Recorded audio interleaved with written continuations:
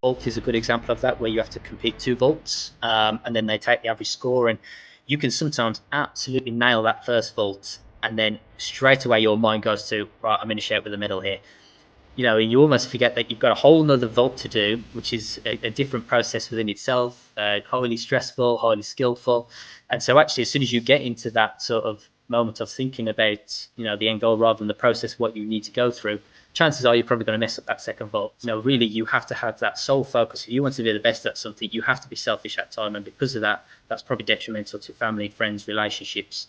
When I think about those younger years, instead of going out with your friends or celebrating other people's birthdays, no, I'm going training. And it's those sort of little things now when I look back, and actually that's quite rare. I remember just standing there and having all these different emotions going through my body, whether it was nerves, adrenaline, as I said earlier, the butterflies, anxiety, excitement, literally everything, and just almost just reflecting for a moment, pulling myself aside and thinking, whatever I go on to achieve, whatever I go on to, I'll probably never feel like I do, like in this very moment again.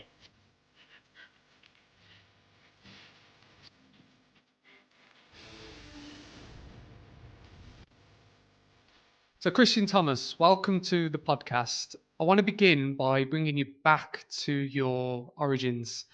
Gymnastics, how did that become a passion and how did that end up being a career for you? Sure, I guess really starting gymnastics at was probably at the age of 5. It's probably hard to say that 5 years old you've got a passion.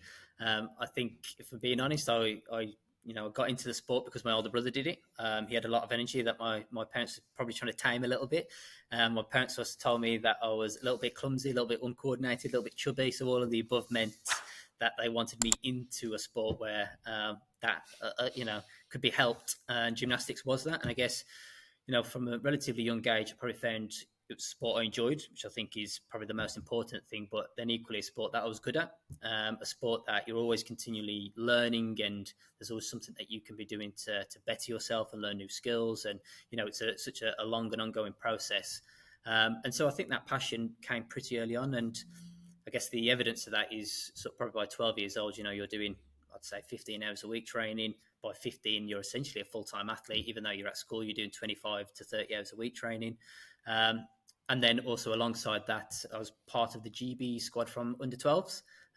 So again, that pathway, the elite end of it, you get exposure to it pretty early on, I'd say, a lot earlier than other sports. And so all of those sort of elements combined, I think it turns into a passion pretty quickly.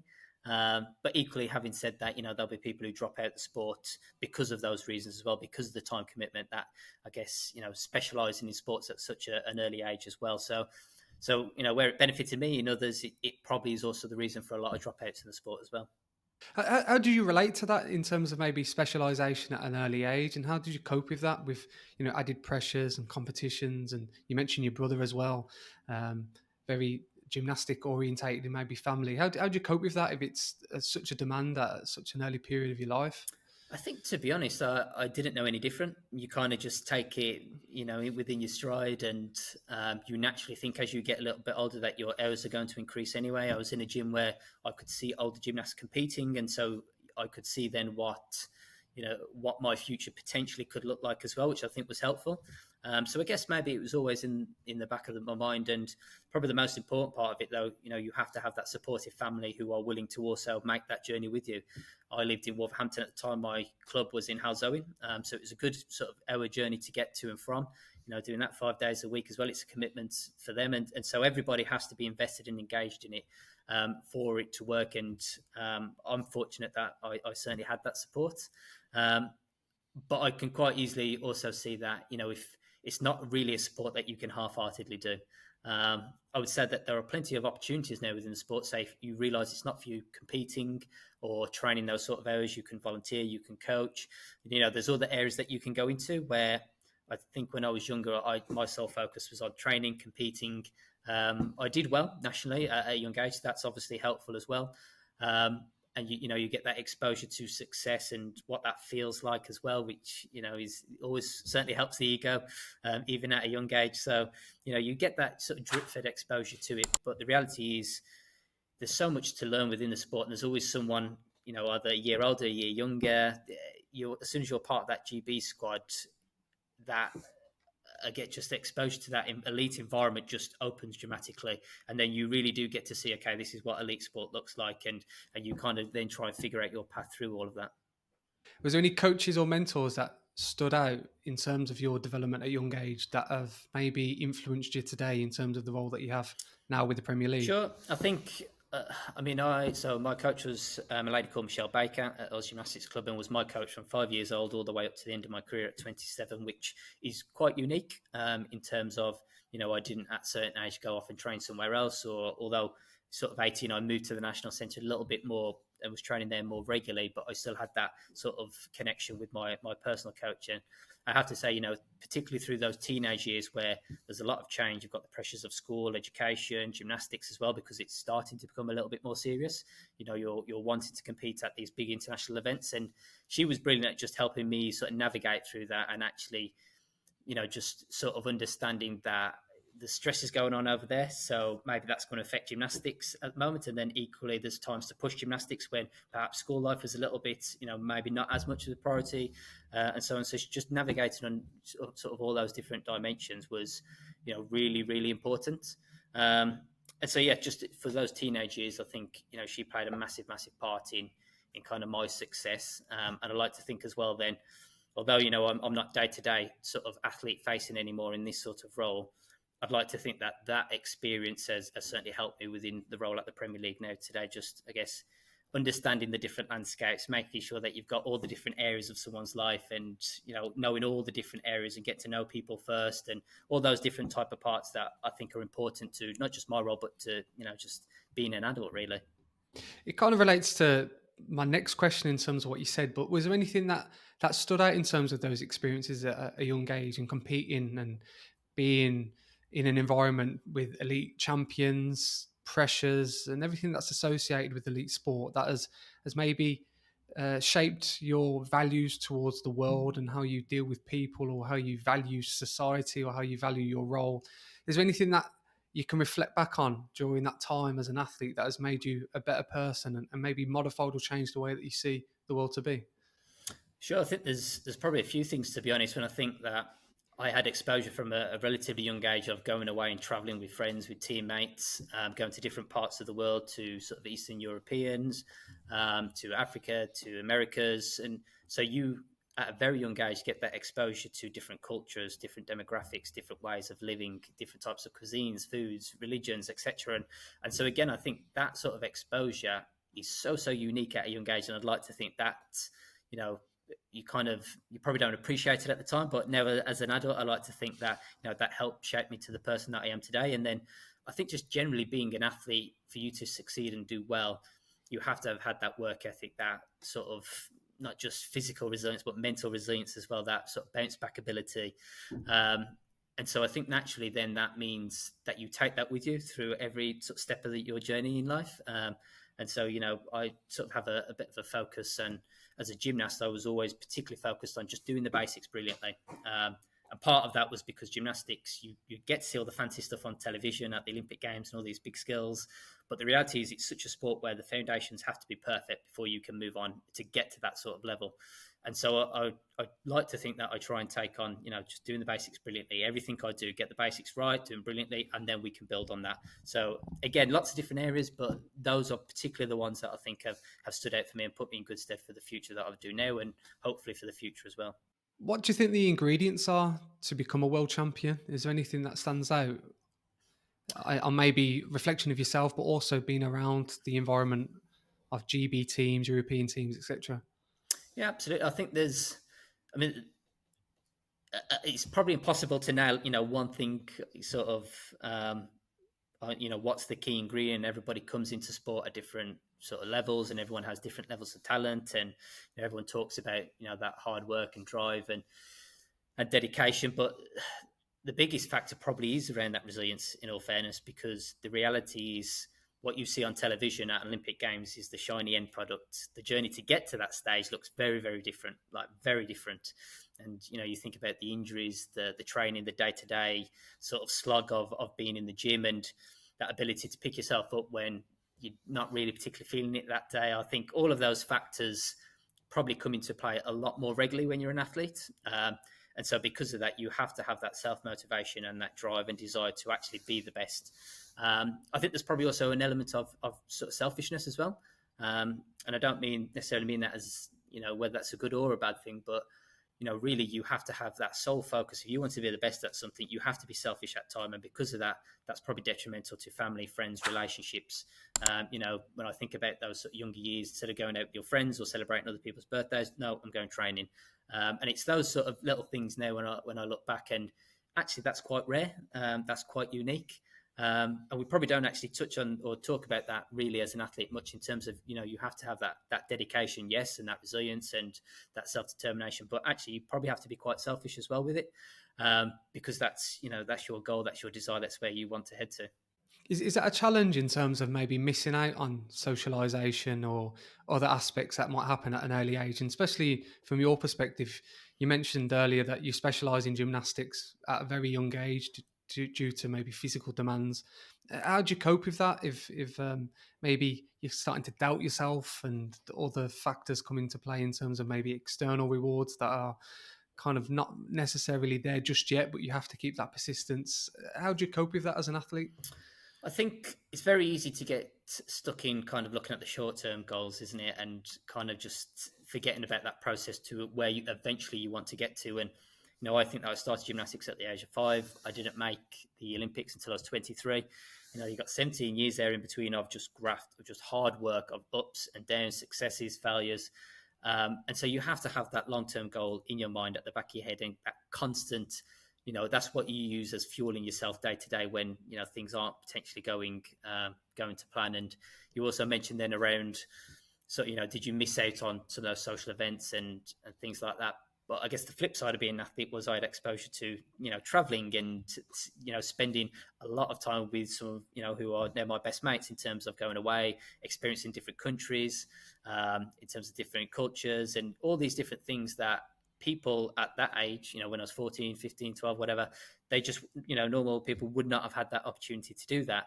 And also now off the back of that as well, that, therefore creates opportunities as well once you do hopefully get that success at that sort of elite level. So again, if I was to put it, to swings and roundabouts in terms of, are you up or down, I'd certainly say that I'm up from being in the sport of gymnastics and everything that, not just the actual physical skills, but everything else that came with it as an elite athlete.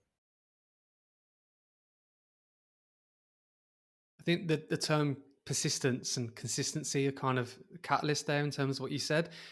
On reflection of that era or that period for you, and even you working for the Premier League now, do you find that those are the kind of the two valuable items that are necessary to kind of achieve, great things in terms of competition or whatever you define success to be? And my second point to that is, how do you enable that to continue? Is there ever been a position where you see athletes that struggle with that and that actually jeopardizes their long-term vision? Potentially, and I think that probably comes back down to the type of person you are and the type of personality that you have as well. Because one of the biggest traits that I see within elite sports, not just gymnastics, but also football, is that ability to deal with the pressure.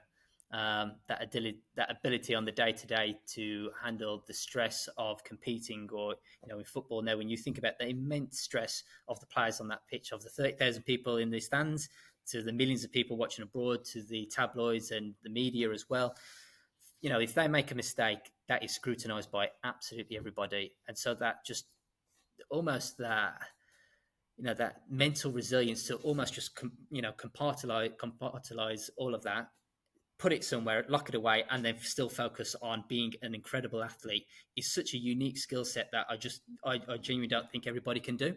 And that's where you see that, the difference between some of the best athletes in the world. They could have all the talent, they could be, they could have that work ethic and that drive and desire, but that ability to perform when it matters the most is, that's probably what sets a lot of people apart. Talk to me about competition then. So you mentioned European Championships and Olympics, London 2012. What is the thought process going into those environments? And is there any doubt or fear that creeps in? Are you confident? I'm intrigued on some of the emotional factors that occur during those big events that arise within, a career such as yours. Sure. I think I mean, for me, my aim was always to try and get to an Olympics. So I almost felt like once I did achieve that by being selected for London, that that actually took a huge weight off my shoulders competing. I was able to go out there to enjoy the experience, to, I suppose, be in more of a relaxed state when I was competing, which as a gymnast is probably what you want. Too much adrenaline over aroused. That's, with such a technical sport, it's not really where you want to be. So that was massively helpful for me.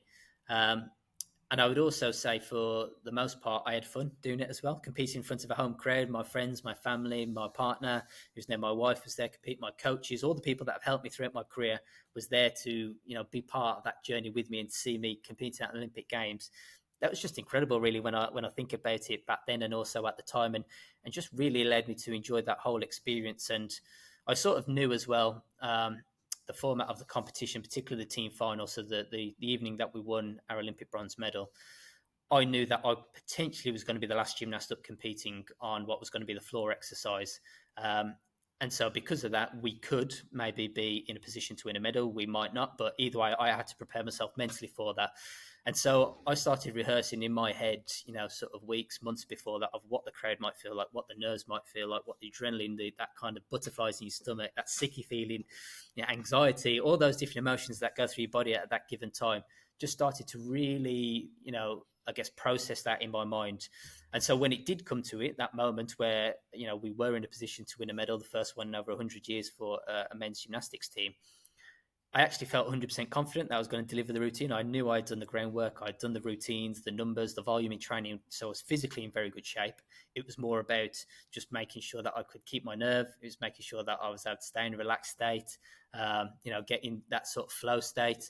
And so I was able to, sort of bring back in my mind all the previous few months of what that feeling would feel like. And I guess really I was 100% confident of then delivering that routine, which I was able to do, and then come away with an Olympic medal. So there's various different stages. It doesn't always work that well. I'll be honest. There's been times where the pressure has certainly got to me, or the vault is a good example of that, where you have to compete 2 vaults, and then they take the average score, and you can sometimes absolutely nail that first vault, and then straight away your mind goes to, right, I'm in a shout with a medal here.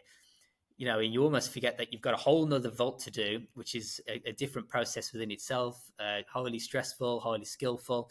And so actually, as soon as you get into that sort of moment of thinking about, the end goal rather than the process, what you need to go through, chances are you're probably going to mess up that second vault. So, and again, this is just so much experience that you have to learn over multiple failures of what works for you, what doesn't work for you. And it takes a lot of sort of practice and trial and error, unfortunately, to kind of really get into that state where, you're competent and confident of going out there, delivering the routine that you want to deliver. Did you work with a psychologist on that in terms of visualization and kind of having a calm state and going into environments where you are kind of mentally prepared and trained, and you kind of which enables you to kind of build confidence through that? Was there a process, was a practice, or did you learn it on your own? You mentioned trial and error. I'm just intrigued on how that might have come about. I think for me personally, it was a little bit more just me figuring it out myself in trial and error and trying to work out what worked, and if it didn't work, why didn't it work. We did have a sports psych, and I would speak to her and have conversations, but they weren't necessarily always that with that focus on, okay, what's your sort of psychological intervention for this day or for this competition or for this routine. I think a lot of it was experience. I mentioned that I started gymnastics at 5, Olympics I was 23. Throughout all those 17 years, I must have competed hundreds and hundreds of times. So you almost build a catalogue of, sort of interventions that you can pull on and experience you can pull to and refer to and think, well, actually, I know in this given moment before this worked well, so I'm going to put that in place here. And you kind of just pick the best bits, really, just to meet the demands of that given moment. So I think that's probably the reality of how it all came about. I don't think there was probably much more science to it than that, other than just got to try and figure it out and be reflective. If it goes well, why did it go well? If it went bad, why did it, go bad? And I think earlier on in my career, I probably wasn't too great on reflecting on the performances and experiences where it didn't go to plan. It was almost a case of, that was rubbish, put it aside, forget about it, let's go forward, and almost be ignorant to it. Where actually later on in my career, I was I sort of tapped into it a little bit more and tried to understand, okay, why, what was the reasons behind it, and can I use that then for the future? And lo and behold, as people always say, you learn a lot more from your sort of mistakes and errors than you do successes, right? So you win a medal. What was that feeling like? Was it everything that you expected it to be? Just talk to me about that. I would say and more, to be honest. We probably went in there knowing that we were top 5, so we had a chance of a medal, but in all honesty, we really didn't focus on that. That wasn't the focus. We kind of parked that, and I remember our lineup before we went out to compete, and our national coach was saying, right, guys, imagine we're back at Leashore, which is our national centre. It's another day. It's just another day in the gym, another practice competition. Go out there, support each other, enjoy yourselves. And I think that just helped set the tone, really. So there wasn't that external pressure. There wasn't that internal pressure either. We was just able to go out there, soak in the crowd, which was just phenomenal. Like, by far the best experience I've ever had competing. Support each other, get behind each other. And certainly we had a bit of up and down in the competition as well. There was a couple of mistakes, but we were able to pull ourselves through and to sort of come away with the medal at the very end, particularly with it being a home games, was just it was phenomenal. And a lot of people always sort of ask me, was that your favourite moment of the Olympics? But I think actually the evening of that team final, when you're waiting behind the big curtains in the concourse of the O2 Arena, and you're waiting for them to announce Team GB into the arena. I remember just standing there and having all these different emotions going through my body, whether it was nerves, adrenaline, as I said earlier, the butterflies, anxiety, excitement, literally everything, and just almost just reflecting for a moment, pulling myself aside and thinking, whatever I go on to achieve, whatever I go on to, I'll probably never feel like I do, like in this very moment again. And I just thought that was special. And for that, I just tried to go out there and enjoy it. And I think that also helped with then my performances on that evening. It's interesting because there's so many cases of when athletes hit their Everest that the emotional factors either go one way or the other. From what I've gathered from you, it was kind of a sense of relief, a sense of achievement, a sense of pride. But if you take Tyson Fury, for example, it was kind of like, well, is this what this feels like? And it kind of has a negative consequence after. It's interesting how that works for you and how you accepted that. What was your career like after winning those medals? Was there anything that changed within your motivation, or were you determined more? I'm intrigued on what went through your brain at that point. Sure, I think for me, actually winning that Olympic medal, it gave me the confidence to go on and compete at that international level and know that I was good enough to be there and to be competitive and to be going out there and winning medals for GB. And so actually, I think my success after London, or the success I had, post London leading into Rio Olympics, was far greater than before London. I won a lot more international medals, a lot more consistent in my performances as well. And so it almost felt like that the Olympics was a catalyst for me. Which is interesting because, as you say, it could quite easily go the other way. And I think also with that, it opened more opportunities and helped raise the profile of myself, but also the sport, men's gymnastics. There was more interest, whether that's commercial opportunities, whether that's speaking on podcasts, whether that's interviews. There was just a lot more doors opened because of that success from London. And I think if you're the type of person who knows, which I was at the time, and knew that, okay, it's not retirement for me. I'm planning on competing in Rio. I know what the sort of, I guess, the tools that got me to that success in London, they work. So I just need to try and start repeating that and, equally try and take on the new opportunities and explore whatever new things might have been put in front of me. But those key ingredients shouldn't change. They are fundamental to success. Those doing the basics brilliantly, that work ethic that we talked about. So it's making sure that you don't lose sight of that. And as I say, that sort of leading up to Rio Olympics then was probably more successful, or the most successful part of my career that I had at all.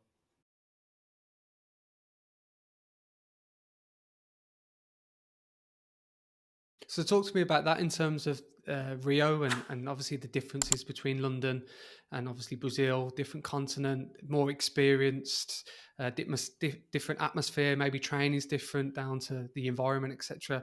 How was that for you? I think, again, I went into Rio Olympics with a lot of confidence in my own ability, that I knew I could put my hand up and deliver the routine that was needed for myself and also for the team. And I think the difference was in Rio that we were going in as ranked second in the world. The previous year, we won a silver at the World Championships. We knew we were more than good enough to replicate that, or certainly to be battling out for the medals. And so there probably was a little bit more pressure. Well, in fact, there was certainly a lot more pressure, and whether that was external or internal, within ourselves, I think we probably did feel that a little bit more. Not massively, but because we did try and put up our blockers and try and focus on what we needed to do and the job at hand.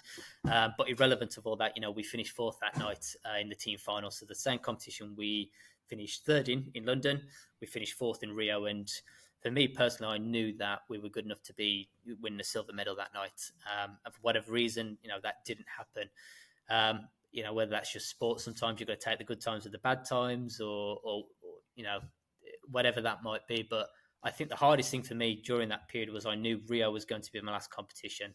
I'd made the floor final, which was great, top 8 in the world, but I also knew the team final was the medal that I wanted to medal in and we had our best chance of medaling in.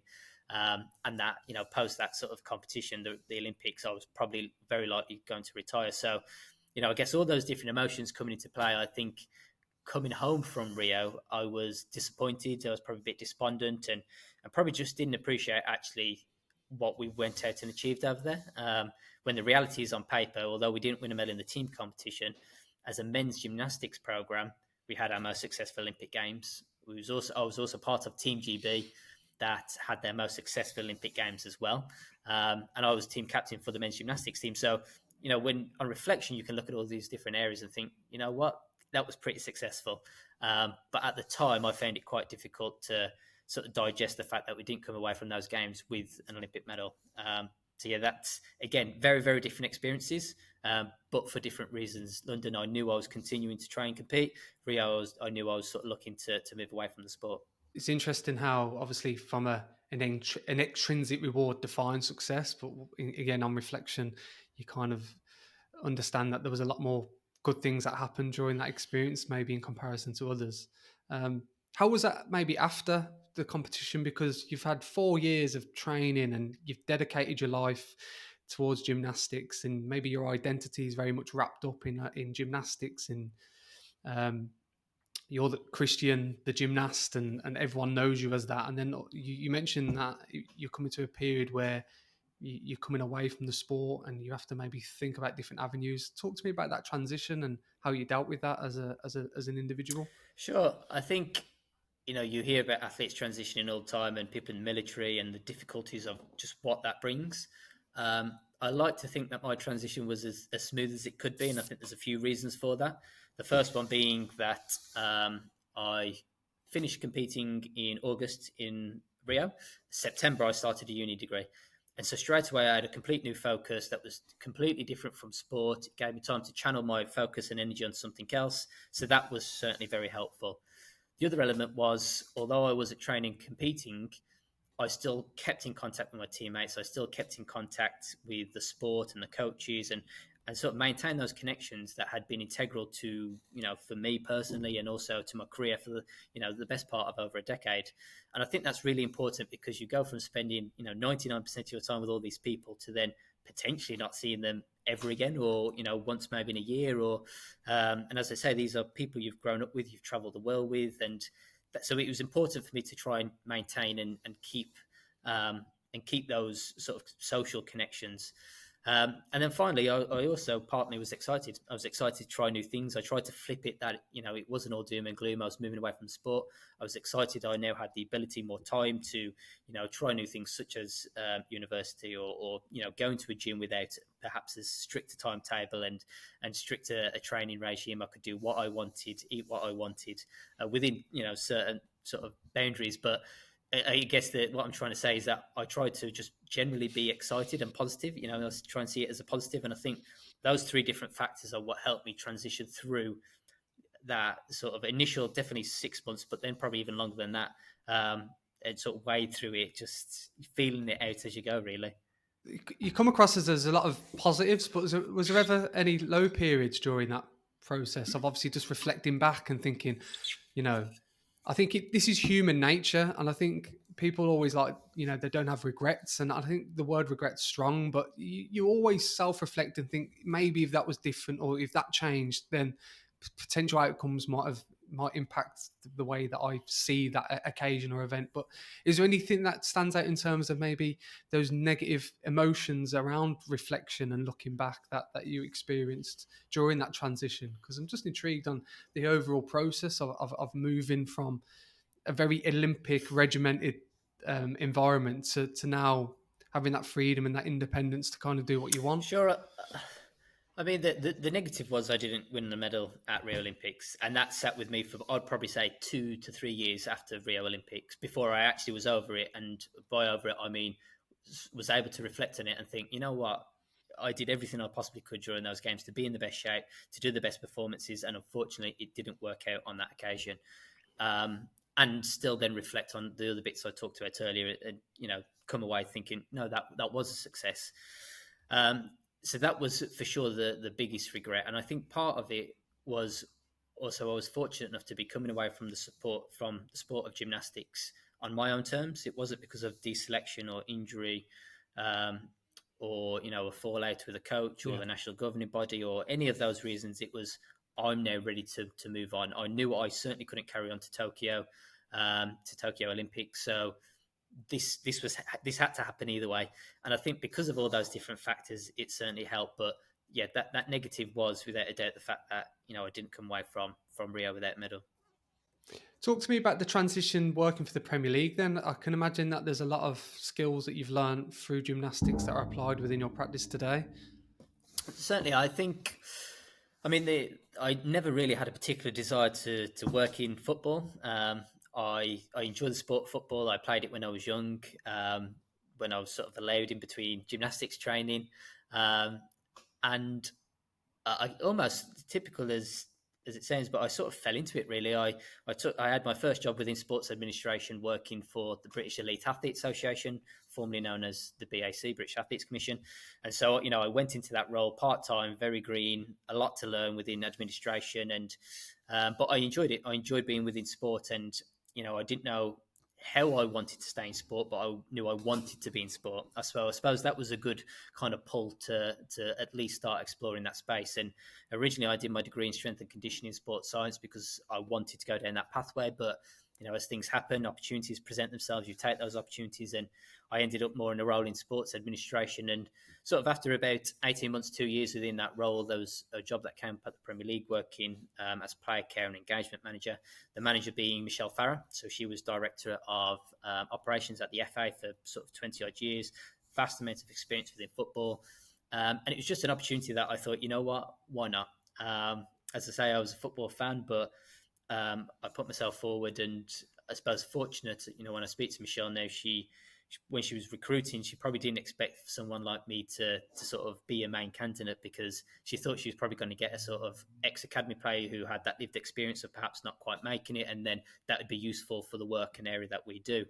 But the reality was she kind of sort of realised that elite athlete experience is very similar, irrelevant whether it's gymnastics or football. That lived experience is quite crucial.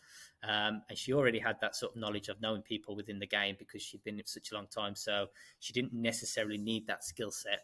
And so because of that, I landed myself a job in the Premier League. And I have to say, it's been a massive learning curve in terms of understanding the landscape. Football's very different in terms of the pathway compared to Olympic, Paralympic sports. So I've probably had to get up to speed pretty quickly on that. But the actual job role itself has been brilliant. It's fast, it's varied, it's fast paced. There's a lot going on. Again, new opportunities and learning all the time. So yeah, it's just been an incredible learning experience, but one that I'm really enjoying at the same time. How does it differ then in comparison to maybe other sports? Obviously, from your perspective, gymnastics has been what you've done throughout your adolescent and kind of younger adulthood. How does football differ from other sports? Is there any kind of key issues that arise that might be different in relation to maybe other areas? Definitely. I think the biggest one for me is the academy system within the UK. I know that the narrative is always in the media and the press that only X amount of players ever make it. They draw on the small percentages. But if you look at the whole system, the whole academy system, and the exposure and the experiences that the academy players get, it's phenomenal, absolutely phenomenal. The provisions that are in place, the support that's in place, the experiences, it really is just incredible. So there is a massive amount of funding at the lower ends of the pathway within football. Typically, Olympic, Paralympic sports, most of the funding, in fact, majority of it, I would say, is at the elite end. So that sort of pathway before that is sort of the scrimping, the saving, and trying to get through it. But then if you get the other end, then that's when you'll have more access to the physios, the sports science, nutritionists, psychologists, etc. Where in academy, I'd say that earlier on in the pathway, there's that massive influx in financial investment and investing in the players and the staff and people within the club as well. So for me, that's probably the biggest difference within the football and Olympic Paralympic sports. Why do you think maybe football gets that negative connotation if there's so many good things happening? Why do you think that might be apparent? Because obviously, from a media perspective, you see a lot of stories. For example, Dele Alli talking about his story and opening up about his mental well-being, and that kind of exposes football as an industry and kind of gets critiqued via that way. Is that the reason why, or is there another justification on why football may get bad press if there's so much positive things happening from a Premier League perspective? I think for me, and this is probably personal opinion, is because of the amount of money that footballers have the potential to earn, particularly Premier League players, people automatically think that they then don't suffer the normal human emotions that everyday people do, whether that's mental health problems, whether that's addiction problems, whatever that might be.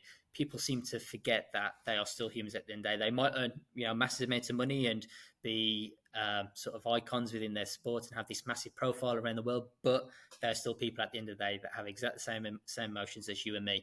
And so when they do hear about a player, let's say Dele Alli, who's been struggling with his mental health or sleeping tablet addictions and things like that, it almost seems as a shock and surprise that they would have those problems.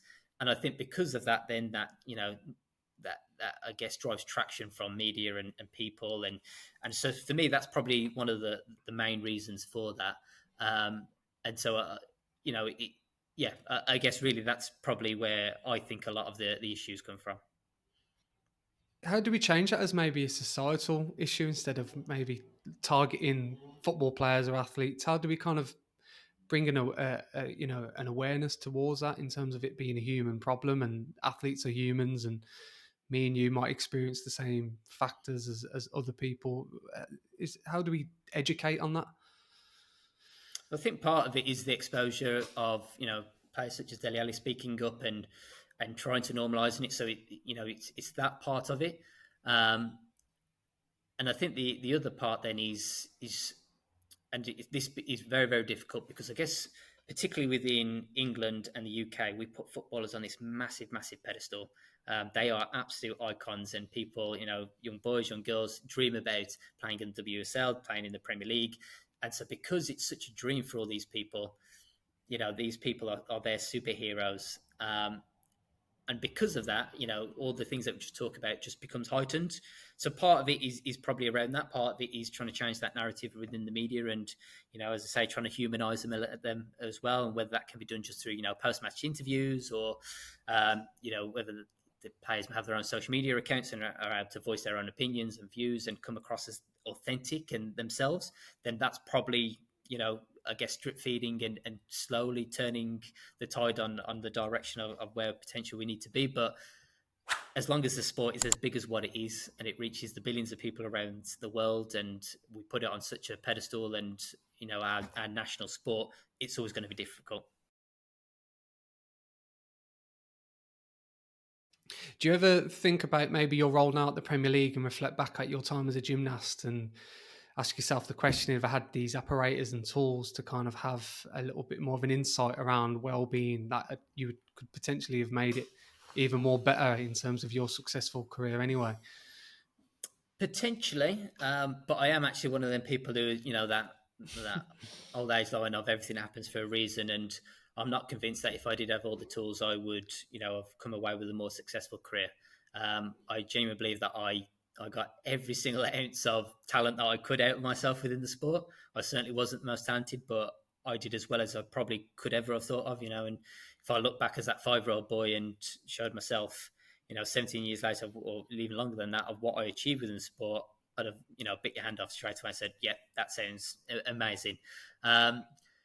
Having said all that though, the provisions that now we offer and I guess, that added knowledge of well-being and what well-being means to us and how individual. And that it's hard to argue that there aren't also performance elements to that and performance gains within that. That's not necessarily the reason we should be looking at it. That helps drive the argument sometimes, particularly if you're trying to sell that to a coach maybe, or to sports science medicine teams. Performance is always going to be paramount, but just generally looking after your well-being and looking after yourself and how that those day-to-day interactions, and that for me is just such a crucial pillar now to everyday life, particularly in the fast-paced world we live, and everything's kind of thrown at you on social media, and you move on to the next thing at such a fast pace that it's important to kind of reflect a little bit, take a look at what well-being means to you, and then prioritizing at different times. And you're not going to be able to get it all right at any given time. There's going to be times where you can prioritize your physical well-being. There's other times psychological well-being is going to take focus, or your community focus, or your religion, spiritual needs, or whatever it looks like. But it's having that awareness of your own personal well-being and knowing that it's something that you're going to have to continue to maintain and to reflect on, to learn on throughout your life. And then how can that help you throughout your day-to-day job or work, or just your general life satisfaction, really. Is there any common themes that are transparent within maybe your role within the Premier League? Obviously, you're working in this area is quite confidential, but is there any themes that have reoccurred during your time that have been potentially an issue, or something that you've had to maybe look at and challenge within maybe football clubs, or whether that's filtered down to maybe grassroots? Is there anything that stands out during your experience? It's no secret, the sort of, I guess, healthy relationships. You sort of seeing the names in the media, and for sort of the past 12 months, you look at some of the other sort of names, obviously gambling as well as sort of hit the headlines with Premier League players.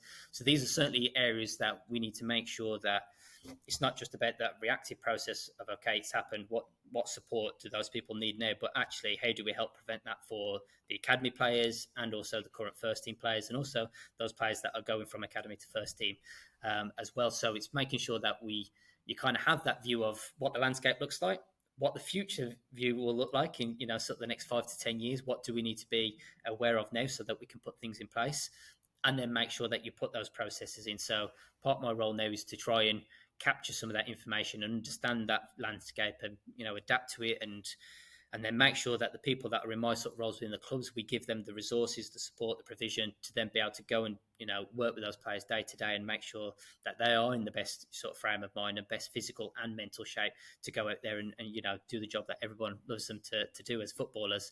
But yeah, I would say those are a couple of the areas that it's not secret. It's out there in the media, as we talked about. Football is highlighted in every single thing they do. So it's probably doesn't come necessarily those two areas as a massive shock for people. Where do you think this area goes then in terms of player care and welfare? From my personal perspective, I think because it's so new that there's so many different facets to it. If you think about maybe exit strategies or different transitions culturally, internationally.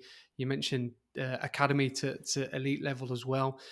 Where do you think this goes in terms of this area, and how do you think it will develop over time? Well, I think not just within the Premier League, but if you look at all the major sports at the minute, whether it's the NRL in Australia, the NFL, NBA, that there's certainly been a massive uplift and increase in just well-being generally. So looking at not just having the support of a mental health support provision, whether that's an independent player helpline or whatever, but actually having someone on site working with the clubs, working with the players, athletes on their general well-being. And so, as I said a little bit earlier, trying to work out then with them, what does well-being mean to them?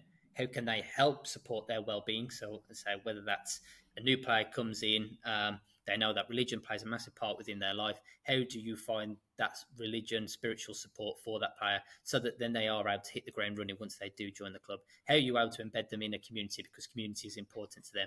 How can you, give them all these different areas of support so that they can then do the job on the pitch? So for me, just generally looking at the wider piece of well-being is important. I think probably football is a little bit behind the curve in that space. Generally, we've had people that work in clubs that's perhaps a little bit more operationally, and they're sort of more of a, I guess, that concierge type support for players. And although there's a need for that, I think we need to supplement that by then, as you say, someone who has, that wider knowledge of well-being, and supporting the players on that as well, because it all sort of feeds into, as I say, their day-to-day interactions, their sort of how they're feeling on the pitch, but then also around the venues as well. Do you think that there's something that football could improve? Is there anything on, reflection of your time within football and kind of comparing it to other sports? Is there anything that you think that stands out that football should be better at? Well, I think part of it is, and sort of the role that I'm in now, it is part of that upskilling the club staff to be able to do the job that I've just talked about. I think that's, sort of an area that we've looked at the Premier League, and we know that it's moving towards. And our role generally, although it's player engagement as well, generally most of our interactions are going to be with the club staff. So actually we need to support the club staff to then be able to then support the players day to day within the club. So I think for us at the Premier League, it's upskilling the club staff. It's making sure that we've got the right provision and support available for the staff for them to reach out to the players. It's about making sure that we know, the future trends where could potentially be issues and pitfalls in the future, and making sure that that's not then a reactive process, but we've been proactive with that. So we are ready, should anything crop up. So there's certainly plenty of area and work within this. As I said, football aren't well leading by any stretch of the imagination within this space. There's certain areas of football that we certainly are. This particular space, probably not, but that's not necessarily been a bad thing. It just means that, we've got scope, and a lot of scope, which is always a good thing as well. And as I say, we can take good things from the NBA, NFL, NRL, all these other big sports organisations, and really make it work for us and what's good and going to work for us in the future. So just on reflection of our conversation, we've kind of looked at your experiences as an athlete as well as someone that now works in the sporting industry. So you've kind of got a broad range of knowledge. My question to you then, Kristian, is what advice would you give to maybe someone that's wanting to be an athlete, but also what advice would you give to someone as well that might want a career within player care or kind of maybe even being a coach or an educator or a psychologist? Is there anything that stands out in terms of your two experiences that could be shared for listeners and viewers? I think the most important thing for me, particularly if you want to work within the area of sport, is, and I sort of fell foul to this, was as an athlete, I thought working in sport meant either being a physio, nutritionist, psychologist, maybe S&C coach. That was it. No other roles within sport existed. And so I think it's so important to actually to go out there and understand how sport is also run. What does the governance look like? What does the landscape look like within sport? Because, Premier League is a good example. You've got a policy department, commercial department, comms department, a legal department, football ops, football administration, etc., football development, coach development, all these different areas that you can still be involved in sport. And so it's about going out there, exploring that, figuring that out, which of those you enjoy. And no doubt, if you want to work in sport, there's certainly a role for you in sport in one particular area. It could be coaching. That could be a natural pathway and something that you enjoy. For me, it wasn't something I necessarily took to and I felt as though I had a passion for and to continue doing. But that was okay because it meant then I could explore other areas in sport, which ultimately, led me to the job that I'm in today. So it's just about going out there, having those conversations with people that potentially are in, work in sport, and just opening your eyes a little bit just to the massive, massive world that sport is. Because as I say, there 100% will be a job out there for you with your interest if it's sport that you want to work within. So final question, Kristian.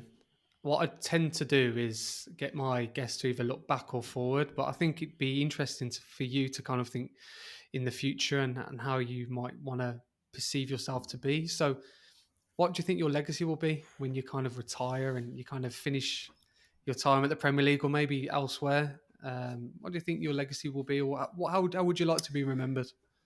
If that simplifies the question a bit more. So when I think about actually being an athlete, I remember when I was training, I read the book Legacy about the All Blacks, and I absolutely loved the idea in there of leaving the jersey in a better place than you found it.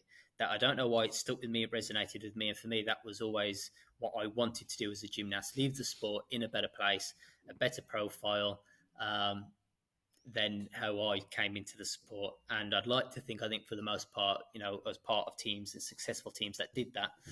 And so ultimately, exactly the same principles apply now to the work that I'm in, try and leave it in a better place than I found it. And as I say, me and my boss, we're currently working on sort of a 5-year strategy at the minute of where we want player well-being to be in the Premier League within the next 5 years.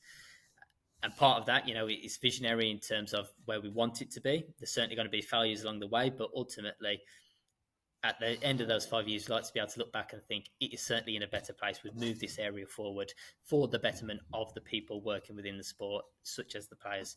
And I think if we can do that, then you know what, that's legacy for me. Love that, Kristian. Where can listeners or viewers find you? Sure. So I'm probably not the most not the most frequent on posting on social media, but I am on Instagram at Kristian1. That's the number 1 at the end, and I'm also on Twitter as well, Kristian_Thomas. So yeah, those tend to be the main sort of social media platforms that I use, but all not that regular. Having said that, We'll put the links to your social media page as well as maybe some of the things that you've done within the Premier League in the description as well. So listeners or viewers can go and check that out. From my personal perspective, Kristian, I just want to say thank you for your time. Obviously, from your vast experience working as an athlete and kind of exploring that and seeing how that's intertwined with what you do at the Premier League is very fascinating. And I think it's a growing area, which I'm sure you'll thrive within. So I just want to thank you for your conversation and thank you for your time. oh, thank you for having me.